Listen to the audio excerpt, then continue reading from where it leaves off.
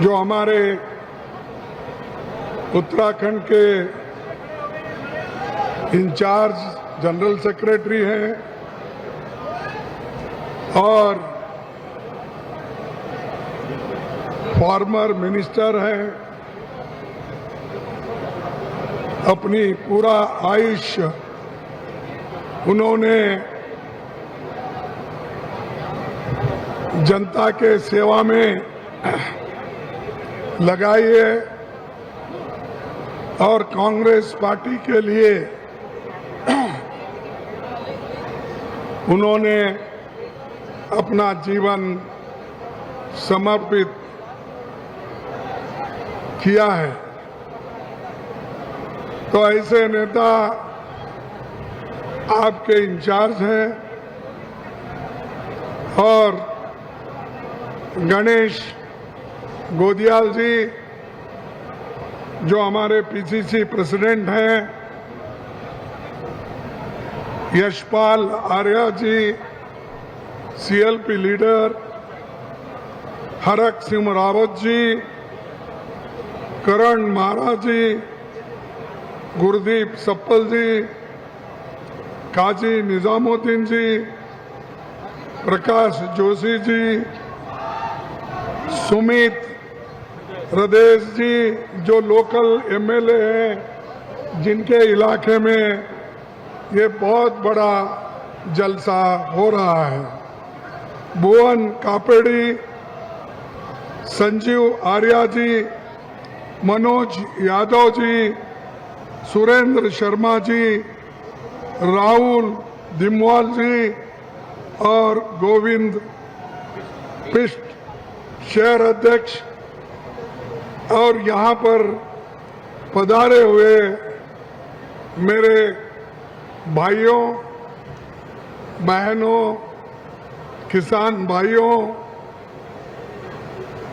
और युवा मित्रों और मीडिया के मेरे दोस्तों,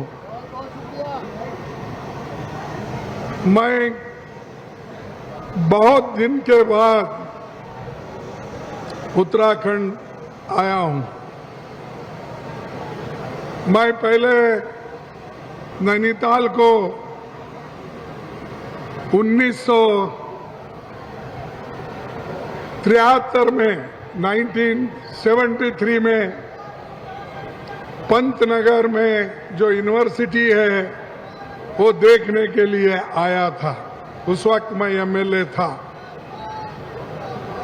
तो ये एरिया मुझे बहुत बड़ा पसंदीदा है, अच्छा है और मुझे ये खुशी है कि यहाँ के लोग बड़े सभ्य और बहुत ही आदर्श व्यक्ति है।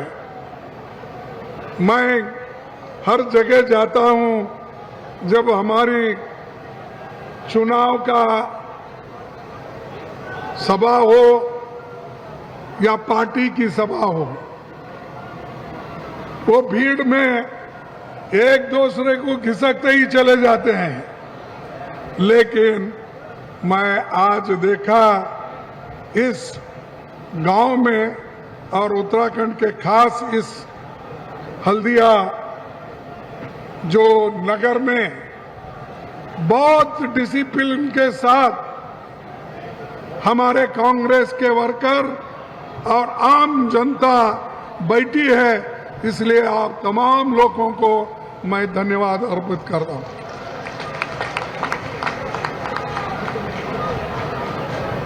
भाइयों, ये यहां से आपको विजय शंखनाद रैली के नाम से पुकारना है। आप तो जानते हैं, मैं तो कर्नाटक से आता हूं, मुझे उतना थोड़ा सा फर्क हो जाता है हिंदी में, लेकिन ये विजय शंखनाद जो यहां से शुरू होगा और आप लोग यहीं से विजय पाएंगे और कांग्रेस की सरकार यहां आएगी।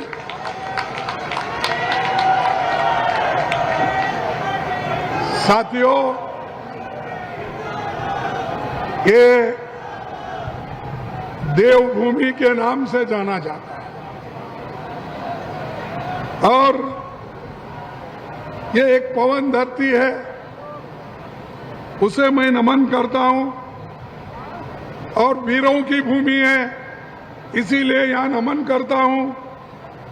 और यहां पर 2 रेजिमेंट है, एक कुमाऊं और गढ़वाल रेजिमेंट, ये बहुत मशहूर है और सारे देश में इसका नाम है। परमवीर चक्र पहला यही मिला, इसीलिए आप गर्व के साथ कह सकते हैं कि हम देश के लिए लड़ने वाले लोग हैं, देश की हिफाजत करने वाले लोग हैं, देश की रक्षा करने वाले लोग हैं, देश को आजादी दिलाने वाले लोग हैं। साथियों,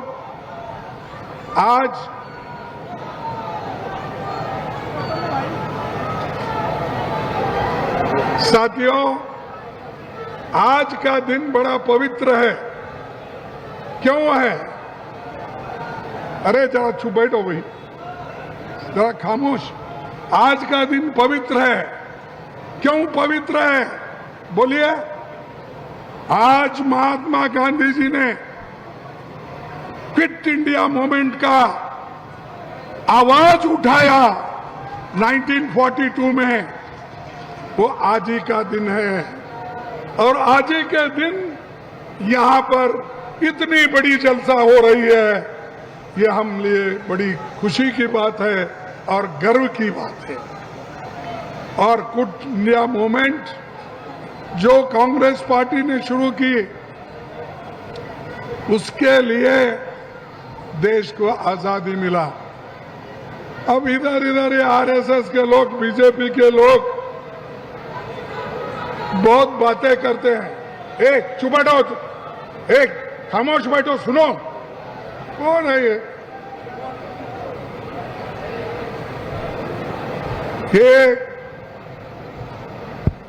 गांधी जी ने जो आवाज उठाई, डू और डाई, भारत छोड़ो, और इस गांधी जी के आवाज से ब्रिटिश बहुत थरथा रही। और गांधी जी ने इस स्लोगन देकर लोगों को यूनाइट किया और लोग एक होकर ब्रिटिश को यहां से सत्ता से भगा दिया। वो कांग्रेस की देन है। ये बीजेपी और आरएसएस देश के लिए कुछ नहीं किया, आजादी के लिए कुछ नहीं किया। मेरे को बताओ, कोई आरएसएस का आदमी देश के आजादी के लिए जेल में गया है? आपके पास कोई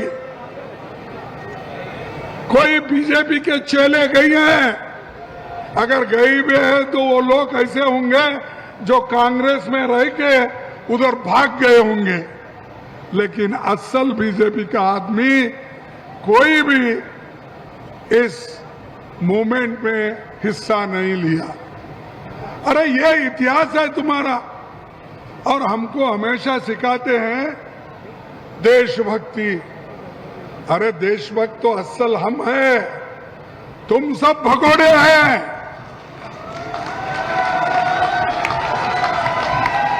और तुम तो ब्रिटिशों को शरण गए, उसके चरणों में बैठे और हमको सिखाते हो।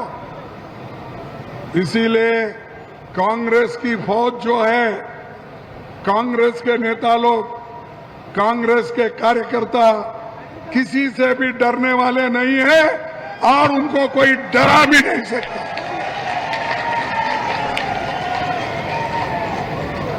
हम हमारे संविधान को बचाने के लिए थे।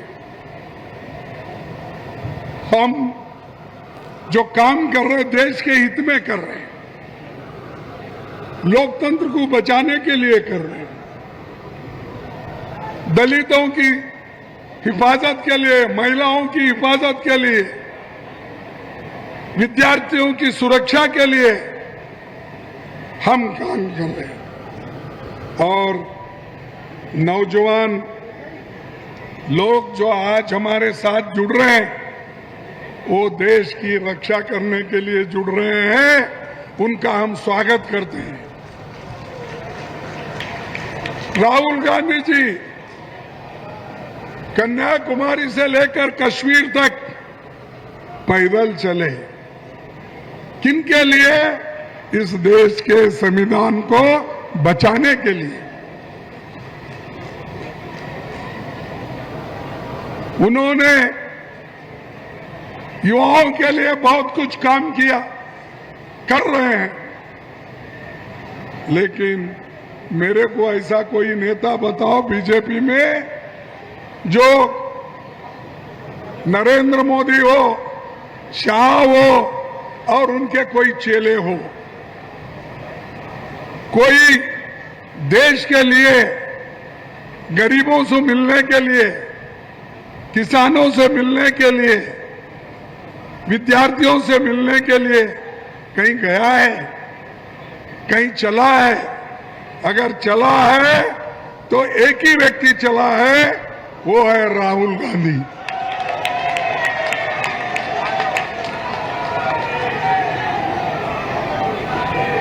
अरे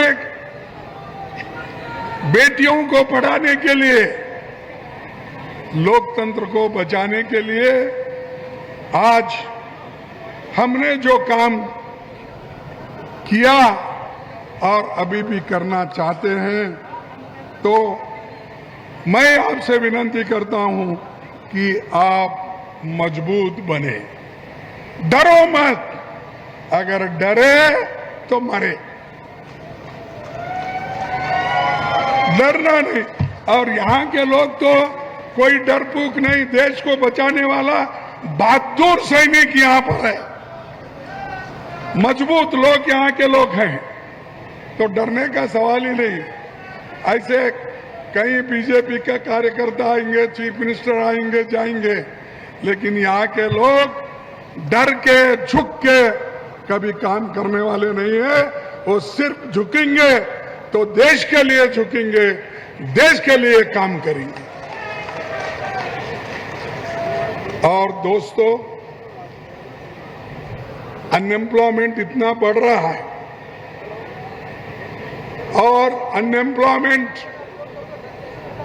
को सुधारने के लिए, यानी अनएम्प्लॉयमेंट को कम करने के लिए मोदी जी ने क्या किया, मुझे बोलिए। उन्होंने तो एक तकरीर बड़ी की 2014 में, जब वो सत्ता में आए थे। उसके बाद भी जो आए, उन्होंने क्या कहा? हर साल मैं हमारे नौजवानों को 2-2 करोड़ नौकरी दूंगा। ये कहा या नहीं कहा? नहीं कहा? कहाँ है 2 करोड़ नौकरियां? बताओ, पूछो यहाँ के चीफ मिनिस्टर को, अरे भाई तुम्हारे प्रधानमंत्री कहाँ है? 15 साल से गद्दी पे बैठे, वो 2 करोड़ नौकरियां सालाना दो। अब तक 25 करोड़ नौकरियां हमको मिलनी थी, मिला? अरे 25 लाख नौकरी दे नहीं सके, 25 करोड़ की बात करके झूठ बोल के चले गए, और अभी भी झूठ बोलते ही रहते हैं। ये है बीजेपी, ये है उनकी हुकूमत। लोगों को ये करना, झूठ बोलना और उनको फंसाना, ये काम बीजेपी करती है। लेकिन हम लोग जो वायदा करते हैं वो निभाते हैं। हमने वायदा किया था किसानों का कर्ज माफ करेंगे, तो मनमोहन सिंह जी और सोनिया गांधी जी ने 72,000 करोड़ रुपए किसानों का कर्ज माफ किया। और आज तुम क्या कर रहे हो? जो भी पैसा दिल्ली से आता है यहां खा के बैठते हैं। इतने गड्ढे गिरे हैं वो भरने के लिए यहां का चीफ मिनिस्टर तैयार नहीं है, यहां की गवर्नमेंट तैयार नहीं है। तो इसका मतलब यह है कि सब कुछ हमको होना, लेकिन जनता का काम हम नहीं करेंगे, ये उनका वायदा है। भाइयों, मैं और एक बात बताना चाहता हूं। एक तरफ आप नौकरियां नहीं दे रहे, एक तरफ हमारे नौजवानों को कोई भी नौकरी, अच्छी नौकरी नहीं दे रहे। दूसरी तरफ सरकार में 30 लाख वैकेंसीज है। कितने वैकेंसीज है? 30 लाख। भाई ये क्यों नहीं भर रहे? मैं पूछता हूं, 30 लाख वैकेंसी तुमने यूनिवर्सिटीज में टीचर के सब में खाली रख के, रेलवे में खाली रख के घूमते हो। और भाइयों और बहनों, तुम मुझे साथ दो, मैं विकसित भारत करूंगा। कहां विकसित भारत? तुम्हारे पास ना विकसित भारत का आइडिया है, ना जनता के भलाई की विजन है। अगर कोई किसी के पास विजन है वो सिर्फ कांग्रेस के पास है, और कांग्रेस सत्ता में आई तो आपकी जो मंशा है वो हम पूरी करेंगे।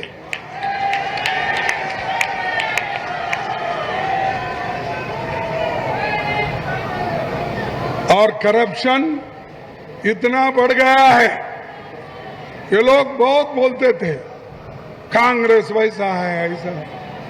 अरे इतना करप्ट गवर्नमेंट या दिल्ली में हो, यहां हमने नहीं देखा। मुझे अब पॉलिटिक्स में 58 साल हो गए। मैं एमएलए, एमपी और राज्यसभा मेंबर और मिनिस्टर, अपोजिशन लीडर ऐसा काम करते आया 58 साल से। और मुझे मैं तो 58 साल से कांग्रेस में एमएलए बोल के काम कर रहा हूं, एमपी बोल के काम कर रहा हूं, और आज अपोजिशन लीडर, मिनिस्टर, सभी क्षेत्र में मैंने काम किया। यहां तक कि संगठन में भी ब्लॉक कांग्रेस प्रेसिडेंट से लेकर मैं एआईसीसी प्रेसिडेंट तक आपके सामने हूं।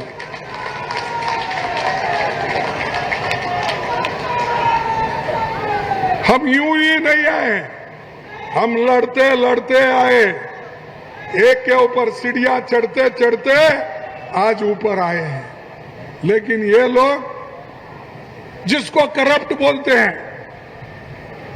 जिसको जेल में डालते हैं, जिसको इनकम टैक्स के दायरे में लाकर कटघरे में खड़ा करते हैं, वैसे लोगों को मोदी और शाह भर रहे, इतना भर रहे कि सबको ले रहे, और लेकर वो कह रहे बहुत अच्छे लोग हैं।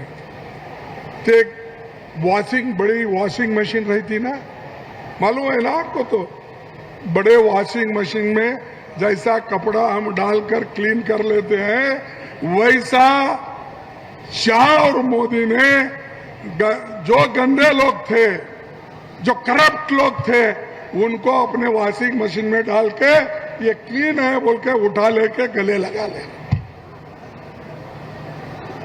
ये ऐसे लोग हैं। इसीलिए मैं आपसे निवेदन करूंगा कि जो हम कहते हैं वो करने के लिए आज नहीं पहले से भी तैयार है। हमारा चाहे वो फूड सिक्योरिटी एक्ट हो, चाहे नरेगा स्कीम हो, चाहे अपना हेल्थ मिशन हो, ये सारी चीजें हमने करके दिखाई, लेकिन इनके पास ये कुछ भी नहीं है। नौकरियां यहां बिकती है इनके पास। किसी की अगर भर्ती भी होती है तो उस वक्त पैसा दिए तो नौकरी, नहीं तो नहीं। किसी में भी जाइए, पैसा बोलता है। उनका आइडिया एक ही है, कहीं थाने में जान दो, उधर जान दो, इधर जान दो। उनका एक ही स्लोगन है, अरे भाई पैसा यहाँ बोलता है, इसीलिए लाओ पैसा, ले नौकरी। ये उनका है, हमारा नहीं। हम हमेशा जो भी अच्छे लोग हैं उनकी हिफाजत हम करते आए हैं। और उत्तराखंड जैसे वीरों की भूमि, जहां पर जो हमेशा शांति के साथ अपना काम करते हुए आए हैं, वो उन लोगों को हम नौकरी में भर्ती आगे के दिनों में जब सत्ता आप लोग हमको सौंपेंगे, उस वक्त हर एक नौकरी बिना पैसे से, बिना रिश्वत से, बिना किसी के सिफारिश से हम मेरिट में आपको नौकरी देंगे।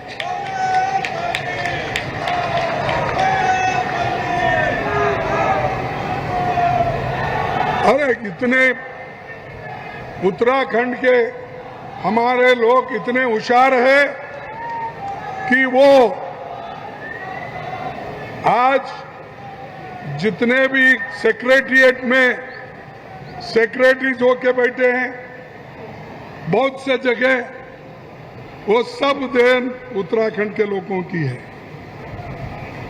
अच्छे अच्छे, मैं सुना रवि बोल के, रवि टमटा, किसी ने एक जहाज बनाया और वो किसी अमेरिका की मदद लेके नहीं या फ्रांस की राफेल की मदद लेके नहीं, उन्होंने जो बनाया यहाँ के सामान को लेके, यहाँ के उपकरणों को लेके वो बनाकर दुनिया को दिखा दिया, हम कर सकते, उत्तराखंड के लोग ये चीज करके दिखाएंगे। ये कहकर उन्होंने करा, आज पूरे लोग देख रहे हैं। तो ऐसा ये हमारा उत्तराखंड है। इसीलिए मैं आपसे, हमारे युवाओं से यही चाहूंगा कि आप लोग एक होकर आप चलिए और खास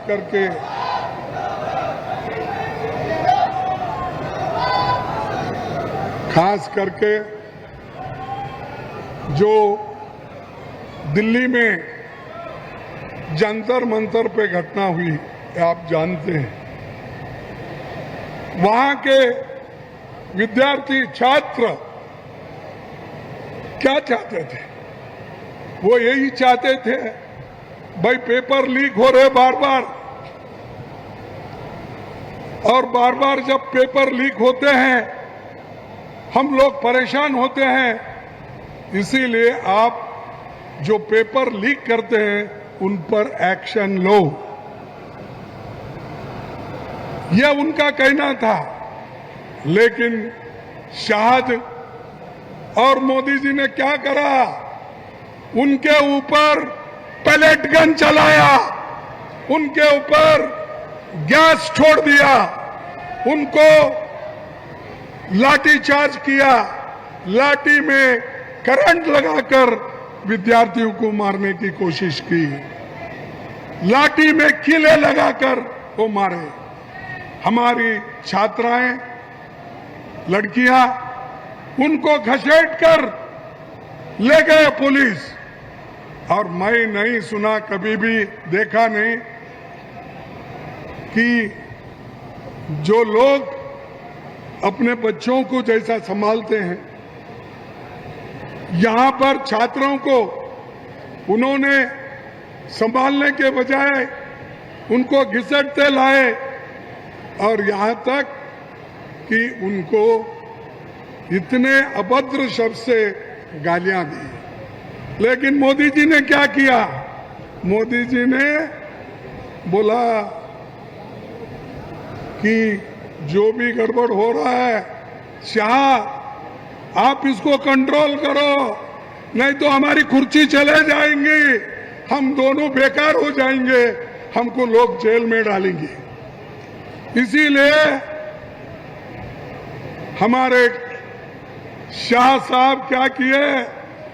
उन्होंने लाठी चार्ज करने लगाए, पैलेट गन चलाने लगे, गैस छोड़ने लगाए, पानी छोड़ने लगाए, और इतना ही नहीं, उन्होंने हमारे बच्चों को रात के 10-20 बजे तक अपने पुलिस स्टेशन में बिठाया। ये है छात्रों के प्रति उनका। यही काम हमारे राहुल गांधी जी ने कहा कि तुम छात्र इकट्ठ हो जाओ, मैं तुमको सपोर्ट करूंगा और तुमको मैं राहत दिलाऊंगा। ये कहना हमारा है, कांग्रेस का है, लेकिन उनका कहना एक ही है, पीटो, मारो और भगाओ। तो मैं ये कहूंगा, देखो कोई आज डरने वाला नहीं है। मोदी जी आपको भी नहीं डरेंगे, तुम्हारे लाठी चलाने वाले शाह को भी नहीं डरेंगे। मैं ये पूछता हूं, अगर तुम सच हो तो पार्लियामेंट में आकर आप क्यों बहस नहीं करना चाहते? हम आपको डिबेट मांग रहे, हम आप दूसरा कुछ नहीं पूछ रहे। हम बोल रहे आओ, कैसा ये गड़बड़ हुआ, किसने मारा, क्यों मारा, हमको बताओ। इस पे बहस होगी, हम मिलके बहस करेंगे, क्या गलतियां हम बताएंगे। अगर तुम चाहते तो सदन चलता था। सदन को बंद करने में अगर किसी का हाथ है, वो बीजेपी सरकार का, मोदी जी का, शाह का हाथ है, हम लोगों का कुछ नहीं। हम लोग तो खड़े रहते हैं, हम मांगते हैं डिस्कशन के लिए। सबसे आगे वो रिजुजू को करते हैं, आओ तुम ही बोलो। अरे ये क्या, हमारे पास कहते हैं एक हर मरीज का उसकी दवा एक ही होती है, उसको रामबाण कहते थे, हमारे पास जिंदा तिलिस्मात कहते हैं। हमदर्द कंपनी का है वो। कौन सी भी बीमारी होने दो, अगर किसी को बुखार आया, हमदर्द का जिंदा तिलिस्मात 2 बूंद डालो। अगर किसी को सर्दी हो गई, जिंदा तिलिस्मात के 2 बूंद। ऐसा हमेशा वो लोग रिजू जी को आगे करके उनको जिंदा तिलिस्मात के जैसा उपयोग कर रहे हैं। अगर हिम्मत है तो आप आके भाषण करो, आप बताओ ना, क्यों डर रहे हो? बाहर तो बहादुरी की बात करते हो, मेरी 56 इंच की छाती है बोलते हो। अब भाई तुम्हारी 56 इंच की छाती कहां गई? सुकुड़ गई? क्या बोलते उसको? सुकुड़ गई? कहां गई? आके आपके विद्यार्थियों की समस्याओं को सुलझाने के लिए हमसे बात नहीं कर सकते। हम आपको कुछ और मांग रहे हैं, कुछ नहीं, लेकिन वो नहीं आना चाहते हैं। और जो कुछ उत्तराखंड में डेवलपमेंट हुआ, वो पंडित जवाहरलाल नेहरू जी के जमाने में हुआ, कांग्रेस के जमाने में हुआ, इंदिरा गांधी के जमाने में हुआ। और जो कुछ भी या हाईवे हो, सब कुछ कांग्रेस ने किया। इन्होंने क्या किया? अच्छे रास्ते को गड्ढे खोदने का, फिर वो भरने का, पैसे उठाने का, यही काम ये करे हैं।